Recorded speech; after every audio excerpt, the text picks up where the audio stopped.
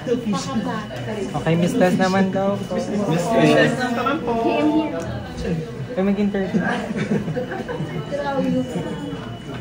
Ano, nahiya kayo magtanong? Ako na lang ba magtatanong? May tanong. Ano, sige. Sasalo ka na lang? Okay, sige. Galing niya po mag-basketball sa Stellation. So parang, ano ba yung background mo in terms of that sport? Kasi parang, namin nag-comments na, ang galing pala ni JM. Hindi naman. Naka-trade po. Siguro marunong lang po ako maglaro. Hindi po ako magaling.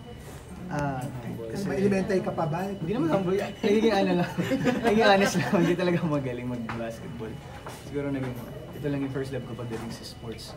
So ayun, natututo until now, hindi pa ako magaling. Question lang, isa pa eksena kasi nasa episode 6 na ako ng Ghosting, and isa sa mga favorite scenes ko is yung backstory mo nang pinakita yung paano, yung naghiwalay kayo ng magkapatid mo. Question is, how did you get this pagdating sa actingan na gano'n, na parang ang tapas mo magtagal, parang kuhang-kuha mo yung 1940s na, so paano mo pinagandaan?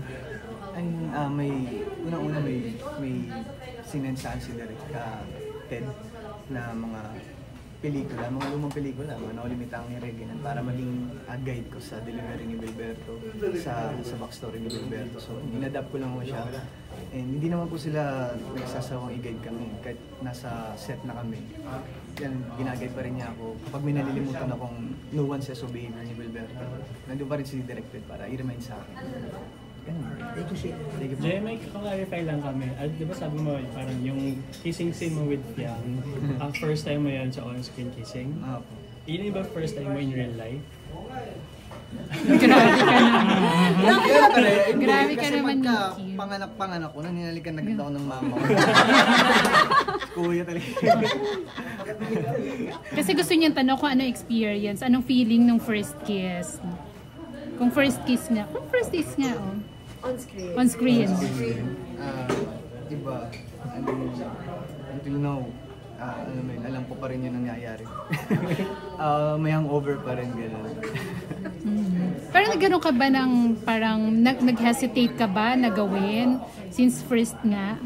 Ako, yes, opo. And hindi dahil sa ayaw ko, kundi dahil siyempre para kay Fiang.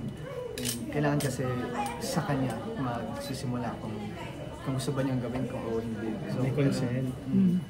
So, ano lang feeling mo after? Ano ba yan?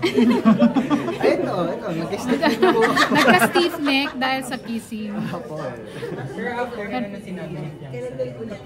Ano yung conversation ni Fiang after na? Awkward ba? Awkward ba, JM? Hindi ko... medyo. Pero halo-halo na ako kasi parang siguro ilang minuto kami hindi nag-usap ganun. Nahiya kami sa isa't isa parang Pero nung naka-recover na kayo? Naka-recover? Naka-recover na. Ano ba sasagot ko dito? Speechless.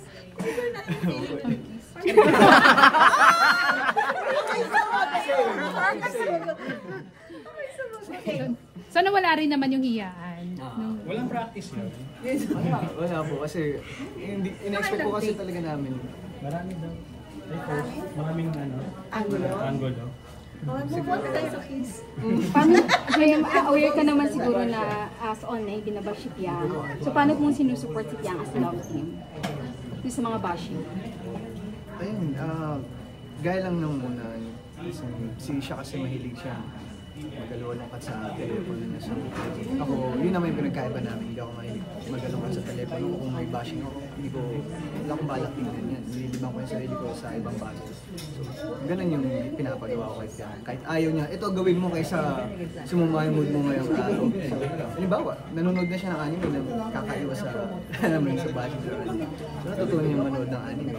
Sa good day, sa ganung paraan iwasan yung mga.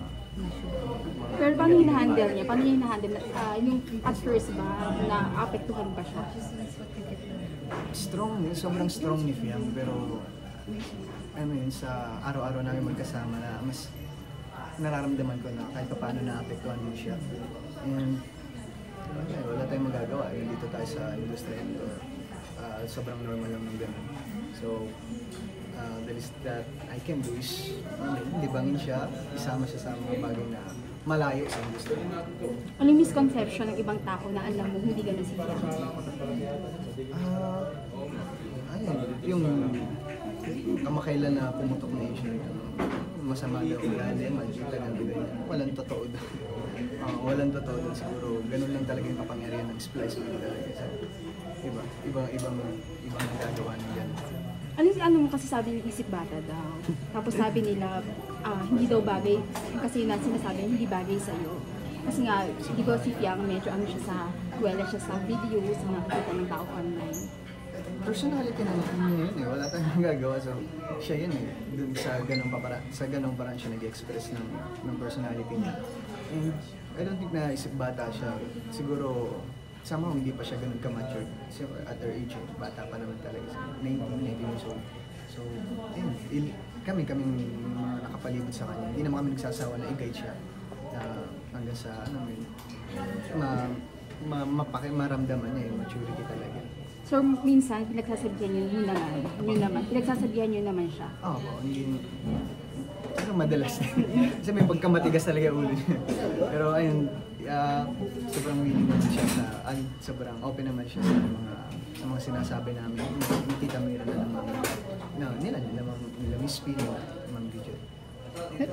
Napapansin mo na may nababago kapag pinagsasabihan mo si Fiang? Opo, marami siya. Marami. Pero Jay, marami kasing nagtataka siya. Parang nagtatanong, bakit hindi parang nagle-level up or parang wala pa ring label until now? Ano ba yung totoong real score? Sa akin siyempre ako yung lalaki. So, hindi naman kailangan madali. Ako sa edad ko, kailangan ko talaga trabaho muna, career muna. And siyempre, ganun din kay Fiang. So, ang mahalaga naman sa amin, nagkakasundo kami sa plano namin dalawa. And hindi nawawala yung band namin. Of course, ganun. So, hindi namin ganun pinapahalaga yung ganun bagay. Pero behind the scenes, but exclusively, exclusively dating or seeing each other? Or getting to know? So masaya kami. Masaya kami at walang makakasira. Ganun na. Hindi ko rin alam kung paano sasagutin yun. Kasi nga walang anong date. plan niya ni Fiang After ghosting? Ganun ulit. Siguro, hasain pa namin kasi yung mga proyekto na nakalatag. So, gusto namin magawa na yung proyekto ng lalampas sa expectation ng iba. So, gagalingan pa namin yun. Thank you so much, guys! Thank you, Thank you.